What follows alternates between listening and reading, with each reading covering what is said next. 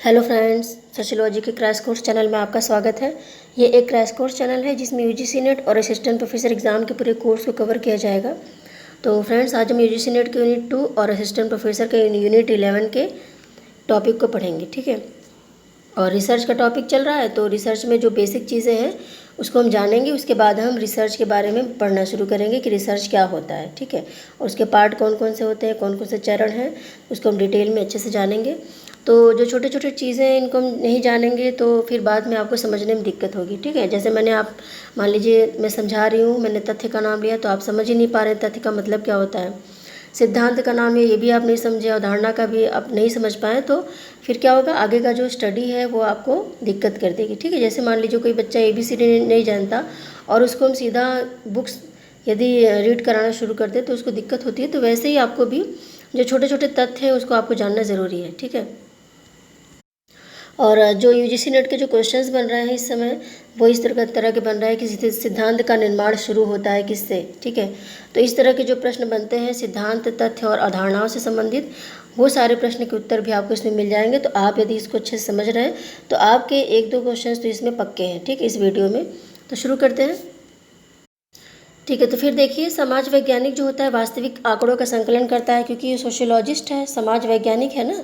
तो वास्तविक आंकड़ों को इकट्ठा करेगा, उसको व्यवस्थित करेगा, सामान्यीकृत करेगा, उसको पहले प्रमाणित करेगा, फिर उसको सामान्यीकृत करेगा, ठीक है। तो इस तरह से सिद्धांत का निर्माण होता है। और सामाजिक जो शोध है, जो वैज्ञानिक पद्धति, उसके कुछ घटक हैं। कौन कौन से घटक हैं देख लेते हैं। पहला है तथ्य, ठीक है। तथ्य मतलब होता है फैक्ट। तथ्य का तात्पर्य होता है किसी भी ऐसी घटना के संदर्भ से है तथ्य का तात्पर्य जो निश्चित और स्पष्ट होने के साथ साथ वास्तविक रूप में घटित हुई हो। यानी कोई भी ऐसी घटना, कोई भी ऐसी चीज़ जो वास्तव में हो, ठीक है, उसको हम तथ्य कह सकते हैं।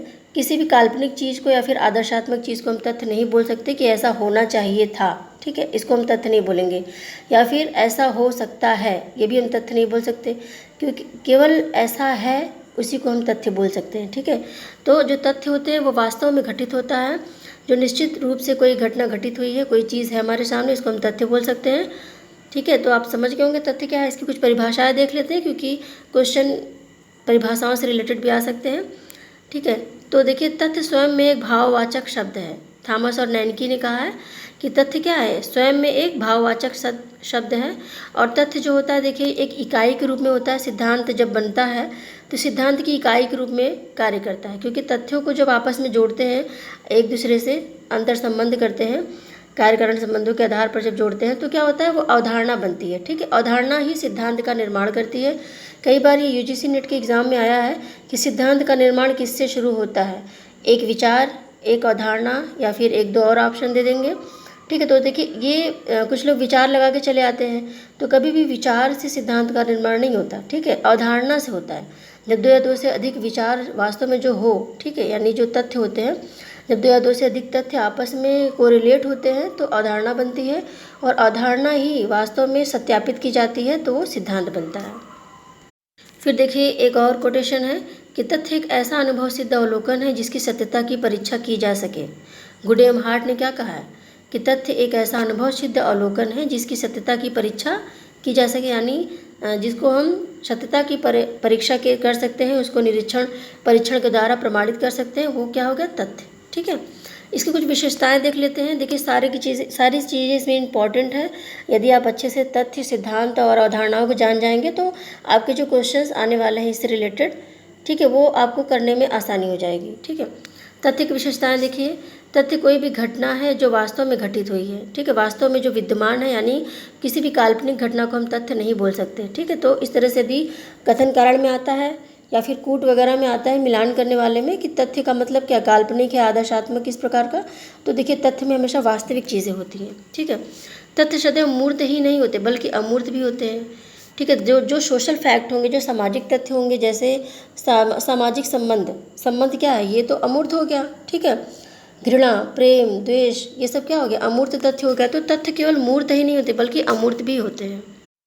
फिर देखिए, तथ्य एक ऐसी घटना है जिसे भाष्य की दुनिया में सत्य कहकर स्वीकार किया जाता है, ठीक है। यानी जो पढ़े लिखे लोगों की दुनिया है उसमें क्या होता है, उसमें तथ्य को सत्य कहकर पुकारा जाता है कि जो सत्य है वही तथ्य है, ठीक है। तो आप इसको याद रखिएगा, एक शब्द याद रखिएगा, जो सत्य है, जो वास्तविक है, जो यथार्थ है, वही सत्य है। ठीक है, मैं आपको पढ़ा रही हूँ, ये सत्य है, तो ये क्या हो गया, ये तथ्य हो गया। तथ्य एक स्थिति या घटना की वह वास्तविकता है जिसे कि सभी लोग सच मानते हैं। ठीक है, यानी एक स्थिति या घटना की वास्तविकता जिसे सभी लोग सच माने, यानी ऐसा नहीं कि आपके अनुसार सत्य कुछ और हो, सामने वाले के अनुसार सत्य कुछ और हो, तो उसको हम तथ्य मान लेंगे। तथ्य सार्वभौमिक सत्य होता है जिसको सभी लोग जानते हैं कि हाँ ये सत्य है।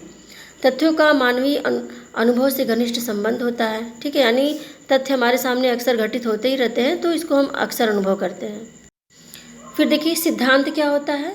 तथ्य जब प्रमाणित हो जाते हैं और उनका सामान्यीकरण कर दिया जाता है तो वे क्या बन जाते हैं, सिद्धांत। ठीक है, तो सिद्धांत बनते कैसे हैं देख लेते हैं। देखिए तथ्यों के आधार पर हम अनुमान लगाते हैं, यानी मान लीजिए हमने रिसर्च शुरू की, जो लोग रिसर्च करते होंगे जानते होंगे, रिसर्च शुरू की तो हम एक सिनॉप्सिस बनाते हैं, एक उपकल्पना बना लेते हैं कि इस चीज़ का ये कारण हो सकता है। ठीक है, मान लीजिए कोई व्यक्ति है जो घरेलू हिंसा पर रिसर्च कर रहा है, ठीक है, जो डोमेस्टिक वायलेंस है उस पर रिसर्च कर रहा है, तो वो बताएगा कि हाँ डोमेस्टिक वायलेंस में महिलाएं इसलिए नहीं आवाज़ उठा पाती हैं क्योंकि उनको लगता है कि उनके बच्चों का क्या होगा, फिर उनको आजीविका के साधन वगैरह।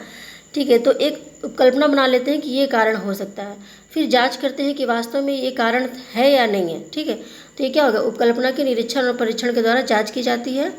ठीक है, जाँच करने के बाद फिर क्या होता है, तथ्यों का वर्गीकरण किया जाता है, यानी शहरी क्षेत्र में महिलाएं क्या वास्तव में ऐसा कर रही हैं या फिर ग्रामीण क्षेत्र में, जनजाति क्षेत्र में क्या सब जगह ऐसा ही होता है, तो वर्गीकरण किया जाता है। ठीक है, वर्गीकरण करने के बाद फिर क्या होता है, आवश्यक अवधारणाओं को निर्मित किया जाता है, यानी एक दूसरे से कोरिलेट करके चीज़ें निर्मित की जाती है कि हाँ आर्थिक इनका पक्ष ये है, सामाजिक पक्ष ये है, धार्मिक पक्ष ये है, यही कारण है कि ये नहीं बोल पा रही हैं। ठीक है, तो हम क्या करें, चीज़ों को कोरिलेट करके कार्य कारण संबंधों के आधार पर कुछ अवधारणाएँ बना लेते हैं।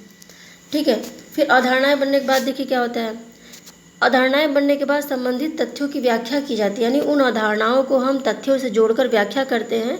सामाजिक परिप्रेक्ष्य में ऐसी चीज़ है, पूरे उसको अच्छे से डिटेल में हमने बताया।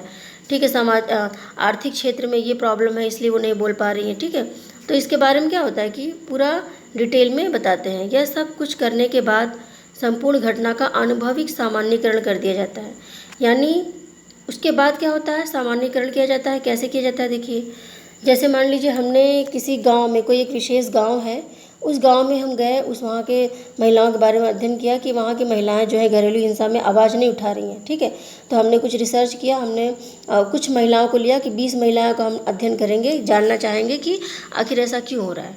फिर उन 20 महिलाओं के ऊपर जो हुआ, जो वो सोच रही हैं, जो विचार कर रही हैं, उसके आधार पर हम अपने रिसर्च में लिखेंगे कि सारी महिलाएं ऐसा होती हैं, ऐसी होती हैं। ठीक है, यानी वो जो 20 महिलाएं सोच रही हैं कि इस कारण से वो आवाज़ नहीं उठा रही हैं घरेलू हिंसा के लिए, यही कारण सभी महिलाओं के साथ होता है, तो हम सामान्यकरण कर देते हैं कि समाज में ऐसा होता ही है। ठीक है, और इस प्रकार क्या होता है, सभी घटनाएं जो होती हैं वो सत्य मानी जाती है, यानी जब भी ऐसी स्थिति आएगी जिस कंडीशन में उस महिला ने आवाज़ नहीं उठाया, उसी कंडीशन में कोई दूसरी महिला होगी तो वो भी आवाज़ नहीं उठाएगी, ऐसा हम मानेंगे। ठीक है, तो सिद्धांत निर्माण की इस पूरी प्रक्रिया को याद रखिएगा। फिर देखिए ये सब कुछ करने के बाद तब सिद्धांत का निर्माण होता है। ठीक है, यानी जितनी चीज़ें मैंने बताई है कि स्टेप बाय स्टेप इनके करने के बाद ही सिद्धांत का निर्माण होता है। कोहन का कथन देखिए क्या है, सिद्धांत शब्द एक खाली चेक की भांति है जिसका संभावित मूल्य उस चेक को काम में लेने वाले व्यक्ति पर निर्भर करता है। ठीक है, यानी उन्होंने क्या कहा कि सिद्धांत शब्द जो है खाली चेक के समान है, यानी सिद्धांत तो होता है लेकिन प्रत्येक व्यक्ति के लिए बराबर मूल्यवान नहीं होता। ठीक है, तो यही कारण है कि जिस व्यक्ति के लिए जितना ज़्यादा मूल्यवान होता है जो सिद्धांत, वो उससे उतना ही ज़्यादा लाभ उठा सकता है। इनके कहने का मतलब ये था। ये कोटेशन इंपॉर्टेंट है और ये एग्ज़ाम में आने लायक है, इसलिए मैंने यहाँ पे मेंशन कर दिया। फिर देखिए सिद्धांत की कुछ विशेषताएं हैं, इसको हम समझ जाएंगे तो सिद्धांत को और भी ज़्यादा गहराई से समझ जाएंगे। ठीक है, एक सिद्धांत ठीक से परिभाषित अवधारणाओं तथा तार्किक रूप से अंतर संबंधित तर्क वाक्यों द्वारा निर्मित होता है। ठीक है, यानी सिद्धांत का मतलब क्या है, दो या दो से अधिक तथ्य जो होते हैं, ठीक है, वो तार्किक रूप से एक दूसरे से अंतर संबंधित होते हैं, तर्क वाक्य बना देते हैं, तो वो सिद्धांत हो जाता है। धीरे धीरे उसकी प्रामाणिकता जब सिद्ध हो जाती है। फिर देखिए दूसरा है, सिद्धांत प्रारंभिक तरीके से जांच योग्य है, अर्थात वह ज्ञात तथ्यों तथा उपलब्ध प्रमाणों के समूह के अनुरूप होता है। ठीक है, यानी सिद्धांत जो होता है उसको हम जांच कर सकते हैं, और जांच करने के बाद वो क्या निकलेगा, वो प्रमाणित निकलेगा। क्योंकि जब भी कोई तथ्य अवधारणा बनती है और अवधारणा बनने के बाद स्टेप बाय स्टेप उसको प्रमाणित किया जाता है, प्रमाणित करने के बाद ही उसका सामान्यीकरण करने के बाद तब वो सिद्धांत बनता है। तो सिद्धांत को यदि प्रमाणित करेंगे तो क्या होगा, वो पूरी तरह से सही निकलेगा। फिर देखिए सिद्धांत जो होते हैं वो सार्वभौमिक भी हो सकते हैं और नहीं भी, ठीक है। जो सिद्धांत सार्वभौमिक होते हैं वे सामान्यतः सभी स्थानों पर लागू होते हैं। तो देखिए कुछ सिद्धांत ऐसे होते हैं जो सार्वभौमिक होते हैं, ठीक है, और कुछ सिद्धांत ऐसे होते हैं जो सार्वभौमिक नहीं भी होते। जैसे कोई किसी पर्टिकुलर क्षेत्र में यदि कोई भौगोलिक स्थिति वहाँ पे उस घटना के लिए उत्तरदायी है, तो उसके आधार पर हम सामान्यीकरण नहीं कर सकते कि हर जगह ऐसा पाया जाता है, ठीक है। वो उस प्रकार का जो एटमॉस्फेयर पाया जाएगा तो ही वो घटना घटित होगी, ठीक है। फिर देखिए सिद्धांत जो होता है वो समय सापेक्ष होता है। ऐसा नहीं कि कोई सिद्धांत बन गया तो जीवन भर वो सिद्धांत वैसे ही रहेगा, ठीक है। वो समय सापेक्ष होता है, समय के साथ साथ धीरे धीरे सिद्धांत की उपयोगिता कम होती जाती है, ठीक है। इसका तात्पर्य है कि कोई भी सिद्धांत सामान्यतः सदैव प्रभावशाली नहीं होता, ठीक है। परिस्थितियों के परिवर्तन होने के साथ साथ सिद्धांत की प्रामाणिकता भी प्रभावित होती है। यानी जैसे जैसे परिस्थितियाँ चेंज होती हैं वैसे वैसे क्या होता है, सिद्धांत जो है वो चेंज होता चला जाता है। जैसे पहले सती प्रथा थी, अब सती प्रथा के बारे में कोई सोच भी नहीं सकता, ठीक है। तो उस समय यदि उसको लेकर कोई सिद्धांत बनाया गया होगा, इस समय उसकी प्रामाणिकता हम नहीं दे सकते, इस समय वो निरर्थक है। इस तरह से सिद्धांत क्या होता है, समय सापेक्ष होता है। ये एग्जाम में आ सकता है कथन कारण में। सभी सिद्धांत जो होते हैं वे व्यवहारिक दृष्टि से उपयोगी ही नहीं होते कि हम अपनी उपयोगिता के लिए सिद्धांत बना रहे हैं। कुछ सिद्धांतों का निर्माण जो है ज्ञान कोश की वृद्धि के लिए भी किया जाता है, ठीक है। जबकि कई सिद्धांत सामाजिक समस्याओं के समाधान के लिए भी किए जाते हैं। तो जो रिसर्च के प्रकार हैं उसमें जब मैं आपको डिटेल में बताऊंगी, तो कुछ सिद्धांत होते हैं जो तत्कालिक समस्याओं के समाधान के लिए किए जाते हैं, ठीक है, उसको निर्माण किया जाता है। कुछ जो अनुसंधान किए जाते हैं वो ज्ञान में वृद्धि के लिए किए जाते हैं, ठीक है। तो कुछ अनुसंधान और भी होते हैं जो किसी विशेष कार्य के लिए, मान लीजिए कोई बीमारी है, वो बीमारी नहीं ठीक हो रही है। मान लीजिए अभी हम लोग जिस बीमारी से जूझ रहे हैं, कोविड-19 ग्लोबल जो प्रॉब्लम है, तो इस पे भी रिसर्च चल रहा है, इसमें भी कुछ नई चीज़ें निकल के आएंगी ना, तो ये तत्कालिक समस्याओं के समाधान के लिए है, ठीक है। तो इस तरह से क्या होता है कि सब कुछ सिद्धांत जो होते हैं वो ज्ञान कोश में वृद्धि के लिए किए जाते हैं, कुछ समस्याओं के समाधान के लिए किए जाते हैं, तो कुछ क्या होता है व्यवहारिक दृष्टि से उपयोगी जो हो उसके लिए, ठीक है। सिद्धांत में अनुभविकता होती है, क्योंकि सिद्धांत जो होता है वो तथ्यों को जा जाकर लोग इकट्ठा करते हैं, उसके बाद उसकी प्रामाणिकता की जांच की जाती है, इसलिए ये अनुभविक होते हैं, ठीक है। लोग इसको अनुभव करते हैं, लोगों के ऊपर घटित होती है, यानी ये कोई कल्पना नहीं होती। सिद्धांत में प्रयुक्त अवधारणाओं में तार्किक संबंध पाया जाता है, यानी सिद्धांत में जो अवधारणाएं पाई जाती है, देखिए कई तथ्य आपस में जब मिलते हैं तो अवधारणा बनती है, ठीक है। फिर कई अवधारणाएं जब आपस में तार्किक रूप से जुड़ती हैं तो वो सिद्धांत बन जाता है। तो ये याद रखिएगा। सिद्धांत के प्रकार देखिए कौन कौन से हैं, ठीक है। तो सिद्धांत के पहले प्रकार में है विश्लेषणात्मक सिद्धांत। तो विश्लेषणात्मक सिद्धांत का मतलब होता है कि जब कुछ कथनों के आधार पर अन्य कथन निकाले जाते हैं, ठीक है, तो उसको हम विश्लेषणात्मक सिद्धांत कहते हैं। जैसे आप यूजीसी नेट में भी आपने देखा होगा कि उसमें एक प्रकार का प्रश्न आता है कि कुछ कुत्ते बिल्लियां हैं, कुछ बिल्लियां चूहे हैं, तो उसका निष्कर्ष क्या निकलेगा, ठीक है। तो इस तरह से जो होता है इसको विश्लेषणात्मक सिद्धांत कहते हैं। यानी दो तथ्य हमारे सामने दिए गए हैं, हम उनको कोरिलेट करके जो तीसरा तथ्य निकालेंगे वो क्या होगा, विश्लेषणात्मक सिद्धांत कहलाता है, ठीक है। और इसका जो प्रयोग है वो समाजशास्त्र में नहीं किया जाता, ज़्यादातर वो गणित और तर्कशास्त्र में किया जाता है, ये याद रखिएगा। दूसरा है आदर्शात्मक सिद्धांत। ये देखिए आदर्शों की बात करता है, ये सौंदर्य शास्त्र में ज़्यादातर पाया जाता है, ठीक है, और नीति शास्त्र में पाया जाता है कि ऐसा होना चाहिए, ठीक है। तो जब चाहिए का भाव आ जाता है तो उसको हम आदर्शात्मक सिद्धांत कहते हैं, ठीक है। तो जैसे एक पुत्र को कैसा व्यवहार करना चाहिए, ठीक है, एक स्टूडेंट को कैसा व्यवहार करना चाहिए, तो जब हम इसकी बात करते हैं तो ये आदर्शात्मक सिद्धांत हो जाता है। फिर देखिए वैज्ञानिक सिद्धांत। वैज्ञानिक सिद्धांत आप जानते ही होंगे कि जब भी किसी तथ्य को निरीक्षण, परीक्षण और उसके समस्त वैज्ञानिक स्तरों से गुजरने के बाद जब वो उसकी प्रामाणिकता सिद्ध हो जाती है तो जो चीज़ बनती है, तो जो चीज़ सामने निकल कर आती है उसको हम सिद्धांत बना देते हैं, ठीक है। तो ये हो गया वैज्ञानिक सिद्धांत। इसमें देखिए बहुत ही ज़्यादा गहराई से जाँच की जाती है और कई स्तरों तक क्या होता है, जाँच होती है, ठीक है। और ये जो होता है अनुभविक होता है, ये पूरी तरह से सत्य होता है, इसमें कहीं पे भी कल्पना का कोई स्थान नहीं होता। फिर देखिए चौथा है तात्विक सिद्धांत। तात्विक सिद्धांत जो होता है ये परीक्षण योग्य नहीं होते, यानी इनको हम परीक्षण नहीं कर सकते। इसके बारे में सिद्धांत तो निर्माण हो जाता है लेकिन परीक्षण नहीं किया जा सकता। मान लीजिए कोई महामारी फैली हो, उस समय किसी व्यक्ति ने जो निरीक्षण परीक्षण किया लोगों के ब्लड के सैंपल्स के लिए, और उन्होंने क्या किया, कोई थियरी बनाई, कुछ चीज़ बनाई उन्होंने, तो जब दोबारा परीक्षण करना होगा तो ऐसे लोग नहीं मिल पाएंगे, ठीक है।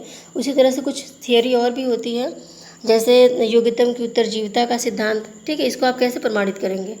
और भी इसी तरह के जो प्राकृतिक प्रवरण का जो सिद्धांत है, जिराफ किस तरह से विकसित हुआ है, किस तरह से कौन से जानवर विकसित हुए, ठीक है, तो इसको हम प्रमाणित नहीं कर सकते, ठीक है।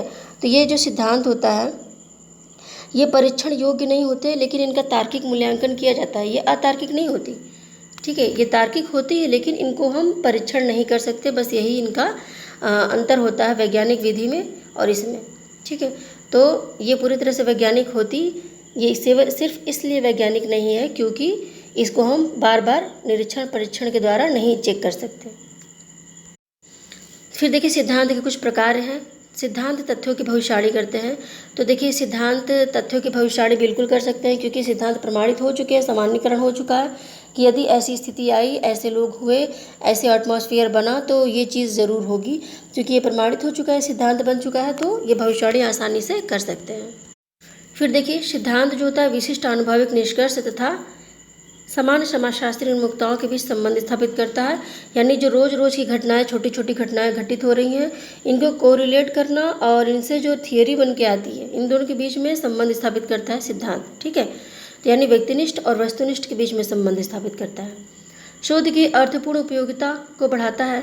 यानी जो रिसर्च है वो किस लिए किया जाता है, कुछ नई चीज़ें निकल कर आए, कुछ नया करने के लिए हम रिसर्च करते हैं, तो वो नया क्या होता है, वो सिद्धांत निर्माण ही होता है, ठीक है। तो रिसर्च की अर्थपूर्ण उपयोगिता को ये बढ़ाता है। फिर सिद्धांत जो होता है वो शोध का मार्गदर्शन करता है, ठीक है। यानी जो पहले से सिद्धांत बन चुके हैं वो रिसर्चर को बताता है कि इसके पहले ऐसा हुआ था, तो आगे जो व्यक्ति अंधेरे में जो तीर चलाता है वो चीज़ नहीं रह जाती, सिद्धांत के आधार पर वो सीधी दिशा में चला जाता है, ठीक है। फिर देखिए सिद्धांत जो होता है वो अन्वेषण या जांच के यंत्र के रूप में कार्य करता है। यानी जो सिद्धांत बन चुका है उसके आधार पर हम क्या करते हैं, हमको अंधेरे में तीर नहीं चलानी, हमको सिद्धांत पहले से बन चुका है तो हमको पता है कि ये सब चीज़ें बन चुकी है और हमको आगे क्या करना है, ठीक है। तो ये एक जांच के केंद्र की तरह कार्य करता है, यंत्र की तरह कार्य करता है। जो हमसे जो जिस टॉपिक पे हम रिसर्च कर रहे हैं उस टॉपिक पे जो लोग रिसर्च कर चुके हैं उन लोगों ने जो सिद्धांत बना दिया है हम उसको आधार मान के चल सकते हैं, वो जांच के यंत्र के रूप में कार्य करता है, ठीक है। फिर देखिए सिद्धांत हमारे ज्ञान के अंतरालों को भरने का प्रयास करता है। यानी जो हमारे ज्ञान का अंतराल है, काफ़ी लंबे समय तक कुछ चीज़ें नहीं खोजी गई, इनके बीच में क्या हुआ, काफ़ी लंबा अंतराल हो गया, और फिर जैसे ही रिसर्च कुछ नई चीज़ें निकल कर आई तो वो अंतराल भर गया, ठीक है। जैसे मान लीजिए पहले क्या था, महिलाओं की स्थिति बहुत निम्न थी, अब महिलाएं अब ऊंची हो गई, उनका मतलब उनका जो दर्जा है वो थोड़ा सा अच्छा हो गया, ठीक है। और मान लीजिए अभी कोई सिद्धांत नहीं बन रहा है, तो बाद में जब और ज़्यादा स्टैंडर्ड हो जाएगा तो ये ज्ञान का जो अंतराल है ये बहुत ज़्यादा हो जाएगा, ठीक है। तो रिसर्च शुरू मतलब समय समय पर होने चाहिए हमेशा।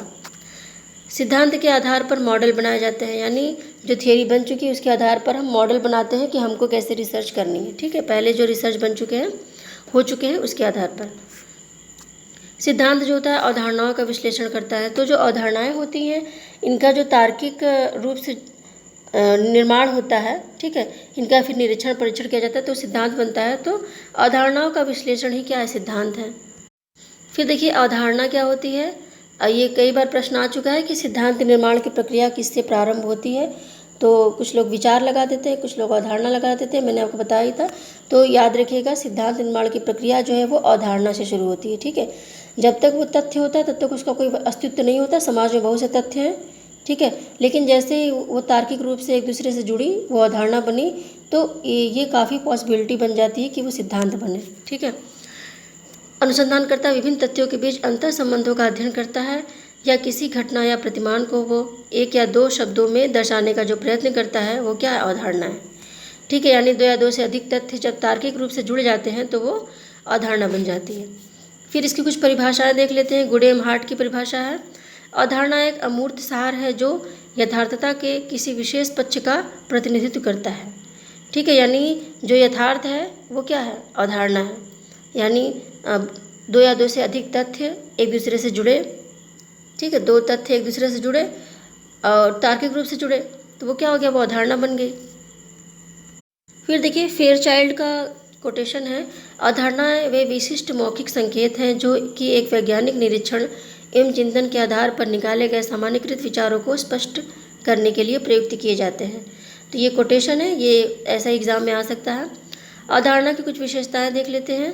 पहला है, अवधारणा के एक समूह की एक ऐसी संक्षिप्त परिभाषा होती है जिसे 2 या 2 से अधिक शब्दों में व्यक्त किया जा सकता है। ठीक है, यानी 1-2 शब्दों में जब हम किसी चीज़ को व्यक्त करते हैं तो वो अवधारणा बन गया। ठीक है, कोई कॉन्सेप्ट बन गया तो वो अवधारणा हो जाती है। ठीक है, जैसे मान लीजिए धार्मिक कट्टरवाद की यदि हम बात की जाए तो कट्टरवाद एक अवधारणा है, और हमने देखा कुछ लोग हैं धर्म के लिए बिल्कुल मरे जा रहे हैं, उनको मानवता की कोई परवाह नहीं है, छोटी बच्चियों को भी मार दे रहे हैं। ठीक है, तो ऐसे लोगों के लिए हमने सिद्धांतों को यानी कि तथ्यों को कोरिलेट करके एक शब्द बनाया, कट्टरवाद। ठीक है, तो ये अवधारणा बन गई। इसी तरह से और भी चीज़ें हैं जिसको हम अवधारणा ग्रुप में व्यक्त कर सकते हैं। देखिए, अवधारणा किसी व्यवहार प्रतिमान की संपूर्ण व्याख्या नहीं होती, उसका केवल संकेत होता है। ठीक है, जैसे मान लीजिए हमने कट्टरवाद का नाम लिया तो इसका मतलब ये नहीं कि कट्टरवाद में पूरा उसका इतिहास छिपा है, उसमें केवल संकेत है कि हाँ कट्टरवाद जैसे आपने बोला, इसका मतलब आप धार्मिक रूढ़िवादिता की बात करने वाले हैं। ठीक है, तो ये संकेत की तरह कार्य करता है। फिर है, अवधारणा का निर्माण वैज्ञानिक चिंतन के आधार पर होता है। तो मैंने आपको बताया था कि तथ्य जब तार्किक रूप से एक दूसरे से जुड़ते हैं तो वो क्या होता है, वो अवधारणा बनती है। ठीक है, तो वैज्ञानिक चिंतन के आधार पर अवधारणा बनती है। अवधारणा का तार्किक आधार होता है, यानी अवधारणा कभी भी अतार्किक आधार पर ऐसे ही नहीं बन जाती है। जब 2 या 2 से अधिक तथ्य तार्किक रूप से जुड़ते हैं तो ही अवधारणा बनती है। अवधारणाओं में आवश्यकता अनुसार संशोधन होता रहता है, यानी जो अवधारणाएं हैं ऐसा नहीं कि बन गई है तो फिर उसको चेंज नहीं किया जा सकता, उसमें समय समय पर चेंज होता रहता है। इतनी डिटेल में आपको समझाना ज़रूरी था ताकि आप बेसिक चीज़ें समझ सकें, क्योंकि ऐसे ही जो कूट वाले प्रश्न आते हैं या फिर कथन कारण के जो प्रश्न आते हैं उसमें अक्सर बच्चे फंस जाते हैं, तो इसीलिए मैं इतनी डिटेल में बता रही हूँ। ठीक है, तो वीडियो अच्छा लगा तो वीडियो को लाइक, शेयर और सब्सक्राइब ज़रूर करें। प्लीज़ ज़्यादा से ज़्यादा शेयर करें अपने दोस्तों में। तो मिलते हैं फिर अगले वीडियो में, तब तक के लिए बाय।